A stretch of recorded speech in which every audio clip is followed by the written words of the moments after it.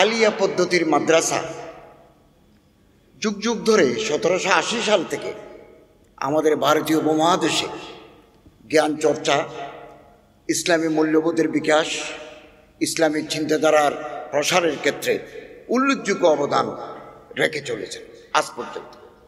কিছু ত্রুটি বিচ্যুতি আছে, কিন্তু অবদানটা বিশাল।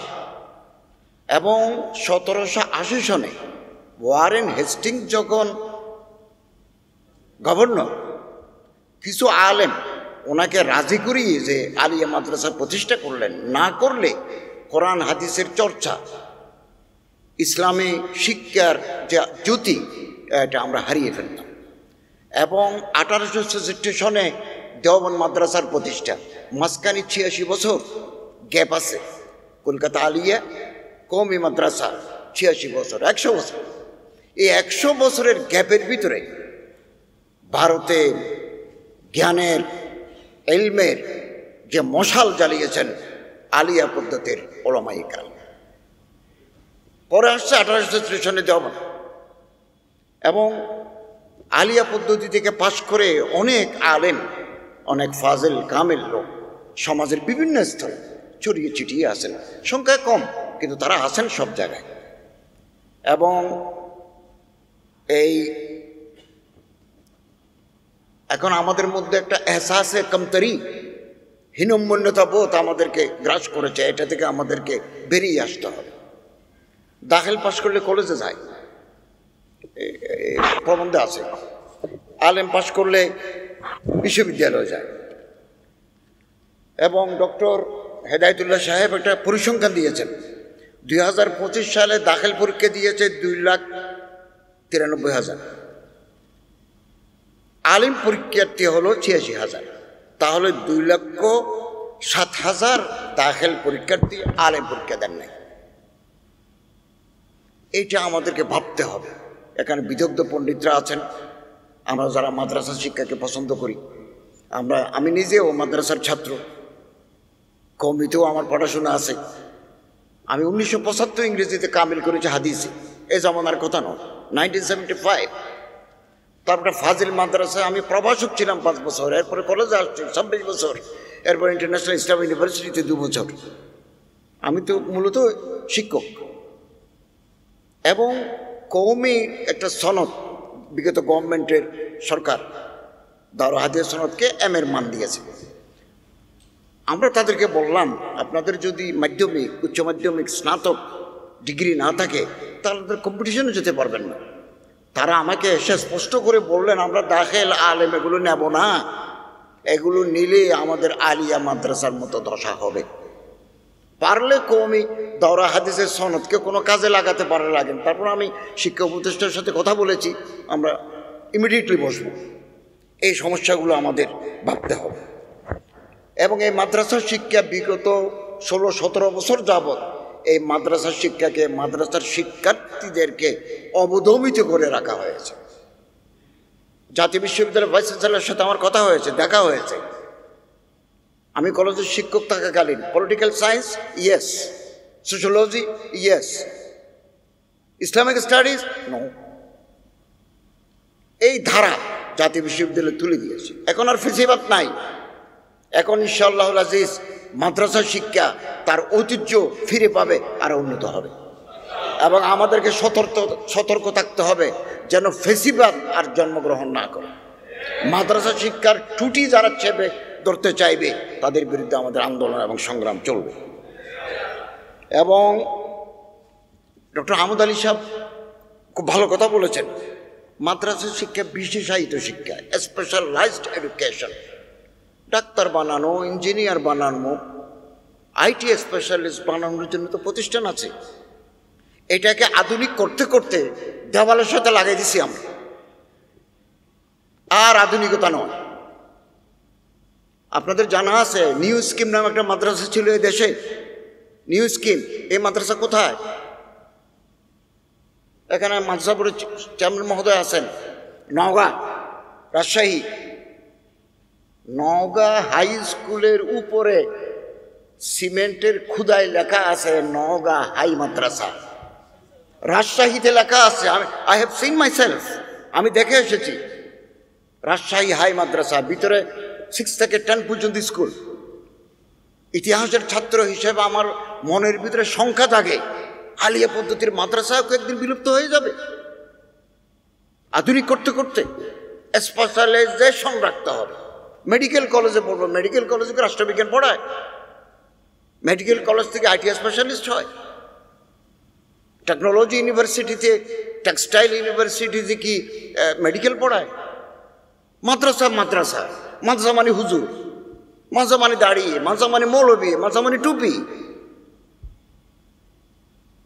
এই আধুনিকতা অতিমাত্রিক, আমি আধুনিকতার বিরোধী নই, অতিমাত্রিক আধুনিকতা আমাদের কোনো শেষ করে দিবে কিনা ভাবতে হবে। আমি আপনাদের আরো বলি, আমি কলিকাতা আলিয়া গেছি, মাদ্রাসা ভিজিট করে আসলাম, প্রিন্সিপালের কাছে গেলাম, doctor Tanveer Ahmad Siddiqui, the then principal of Kolkata Aliah. ওনার দেখে মনে হয় না উনি মাদ্রাসার ব্যাকগ্রাউন্ড, শার্ট প্যান্ট গায়ে দেওয়া, কিচ্ছু নেই। আমি পরিচয় দিলাম, আমি তখন কলেজের শিক্ষক, খুব ভালো ভালো ব্যবহার করেন। ছাত্রাবাসে গেলাম, আপনি আশ্চর্য হবেন, কোনো ছাত্রকে দেখে আপনার ভাববার কারণ নাই এর যে মাদ্রাসা স্টুডেন্ট। কলেজ ইউনিভার্সিটির মতো পোশাক। আমরা বিশ্ববিদ্যালয়ের ছাত্র, আমরা কলেজে মাস্টারি করেছি আমি 26 বছর। আমি চিন্তা করলাম যে কি হলো, এখন আধুনিক করতে করতে কলিকাতা আলিয়া বলতে এখন কিছু নাই। This institute has convert into Aliah university.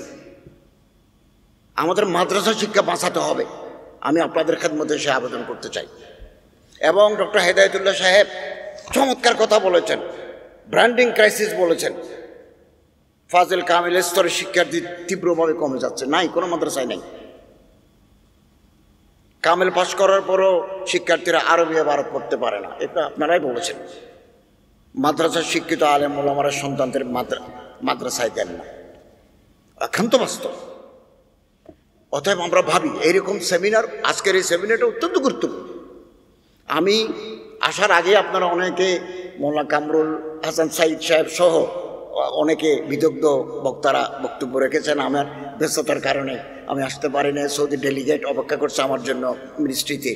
আমি ডক্টর কালাম বশর সাহেবের সুন্দর বক্তব্য, ডক্টর শামসুল আলম সাহেবের বক্তব্য, ডক্টর অলিউল্লাহ সাহেবের, শিবির সভাপতির বক্তব্য, প্রফেসর মিয়ানুরুল হক সাহেবের, ডক্টর আহমদ আলী সাহেবের বক্তব্য অত্যন্ত অভিনিবেশ সহকারে শুনেছি। আপনাদের অন্তরের ব্যথার সাথে আমার অন্তরের ব্যথা 100 ভাগ মিলে গেছে। আমরা এই মাদ্রাসা শিক্ষাকে বাঁচাতে চাই। এবং এক জামানায় ছিল মাদ্রাসার ছাত্র যদি বিসিএস এর ভিতরে কোথাও দাখিল আলেম থাকে, তারা আর প্রমোশন দেয় না। আমরা একসাথে মাদ্রাসায় পড়ছি, আমার জুনিয়র, ওনাকে জয়েন্ট সেক্রেটারি থেকে বিদায় করিয়েছি কেবল মাদ্রাসার থাকার কারণে। পরে আমরা এই গভর্নমেন্ট এসে ওনারে এডিশনাল সেক্রেটারি করে দিয়েছি। এখন আমার মন্ত্রণালয় আজকে একজন এডিশনাল সেক্রেটারি আমি বিদায় দিয়ে আসছি, ওনার আজকে চাকরি শেষ। জনপ্রশাসন মন্ত্রণালয়ে আমরা লিখেছি আমাদের এডিশনাল সেক্রেটারি দরকার। তিনি বলেন আপনার কোনো লোক থাকলে বলেন না, আমার তো লোক নাই। বিগত 15-18 বছর এই সমস্ত মাদ্রাসার ব্যাকগ্রাউন্ডটা তো ঢুকতে পারে নাই। বিরাট ভ্যাকুয়াম, বিরাট গ্যাপ তৈরি হয়ে গেছে। ইনশাআল্লাহ আজিজ, মন খারাপ করে কোনো কারণ নাই, এই গ্যাপ আমরা ইনশাআল্লাহ আজিজ আগামী দিনগুলোতে পূরণ করে নেব।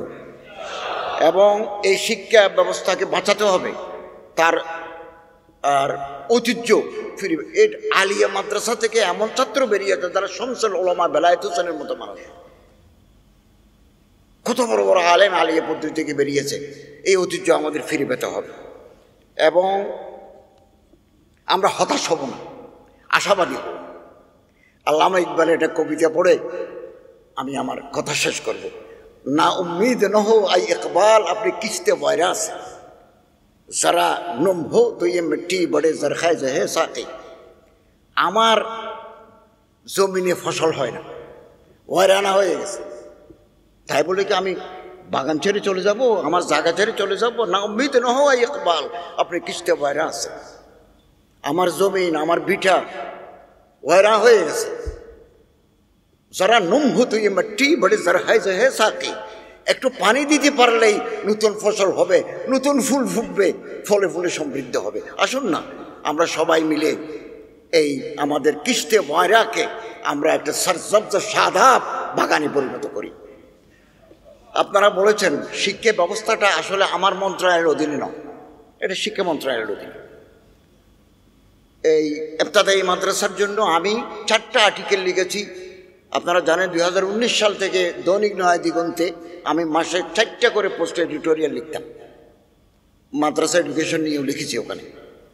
তারপরেও আপনারা যখনই ডাকবেন আমি ইনশাআল্লাহ আজিজ এই আলিয়া মাদ্রাসার ইবতেদায়ী মাদ্রাসার উন্নয়নের জন্য আমার পক্ষে যতটুকু করা সম্ভব ইনশাআল্লাহ আজিজ আমি সে দায়িত্ব পালন করব। এবং মাদ্রাসা কারিগরি বিভাগের যিনি সচিব আছেন ফখরুল সাহেব না, খবির, ওনার সাথে উনি সচিব হওয়ার আগেও আমার সাথে পরিচয়। উনি অনেক মেহনত করেছেন এই শিক্ষা ব্যবস্থা নিয়ে, একেবারে একটা মতবাদিল একটা শিক্ষা কাঠামো উনি দাঁড় করেছেন। ওনার সাথেও আমার যোগাযোগ আছে। আমরা চেষ্টা করব, আন্তরিকভাবে চেষ্টা করব, যেখানে আমাদের করা দরকার সেই ব্যবস্থা আমরা করব। আপনাদের সহযোগিতা চাই, হতাশ হবেন না, না উম্মিদ হবেন না। ইনশাআল্লাহ আজিজ আলিয়া পদ্ধতির মাদ্রাসা ইতিহাসে made a great contribution to the society and the state. আগামী দিনেও তারা এই আলিয়া পদ্ধতির মাদ্রাসার ছাত্ররা উল্লেখযোগ্য অবদান রাখবে। বিশেষ করে তামিরুল মিল্লাত মাদ্রাসা খুব সোনালী অবদান রেখে চলেছেন। তাদের পঠন পাঠন, তাদের ওয়াজা কথা অত্যন্ত চমৎকার। আমি যাব, আমি দেখতে যাব। আমি ডক্টর খলিলুর রহমান মাদানীকে বলছি যে আমি সুযোগ করে একবার তামিরুল মিল্লাত মাদ্রাসা ঘুরে আসবো। আমি আহলে হাদিসের মাদ্রাসায়ও গেছি, বেরলভীদের মাদ্রাসায়ও গেছি, কওমি মাদ্রাসাতে আমি বহুদিন পরে পটিয়া মাদ্রাসায় গেছি। আমি সব জায়গায় যাব, আপনাদের সহযোগিতা চাই। আমরা যতদিন দায়িত্বে আছি ইসলাম মুসলমান দ্বীনের খেদমতে আমরা নিয়োজিত থাকবো। আল্লাহ তাআলা তৌফিক দান করুন, আমিন। ও আখিরু দাওয়ানা আলহামদুলিল্লাহি রাব্বিল আলামিন।